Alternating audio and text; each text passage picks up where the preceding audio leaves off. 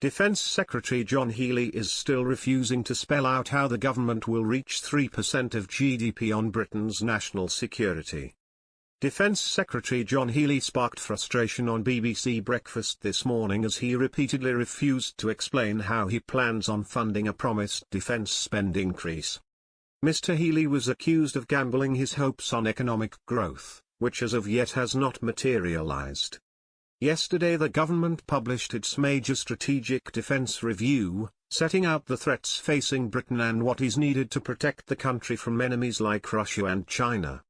Part of the review demanded an increase in defence spending from the current 2% to 3%, while Keir Starmer has only committed to 2.5% by 2027. The top Labour minister was ambushed by the blunt question, "How are you going to pay for this?" Mr. Healey merely explained how the government plans on funding its 2.5% commitment with a £5 billion spending increase in defence, rather than addressing the 3% requirement. Host Sally Nugent called the minister out on this, hitting back, "So that's to get to 2.5%. Beyond that, how are you going to pay for it? Because we have discussed with you on this programme before, the percentage needs to go up."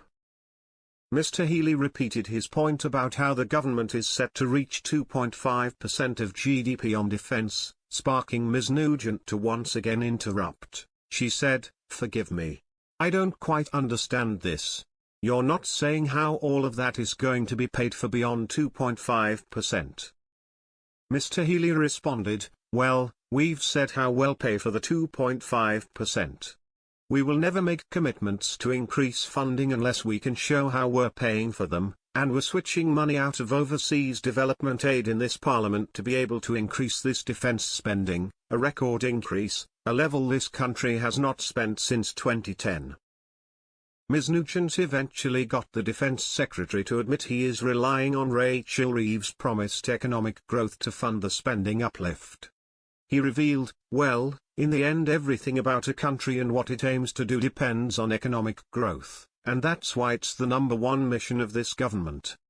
It's why my job as Defence Secretary is to make defence investment, this record investment, an engine for growth in this country, more British jobs, better British businesses, greater innovation, greater right across the UK. We will do that, and we're doing that."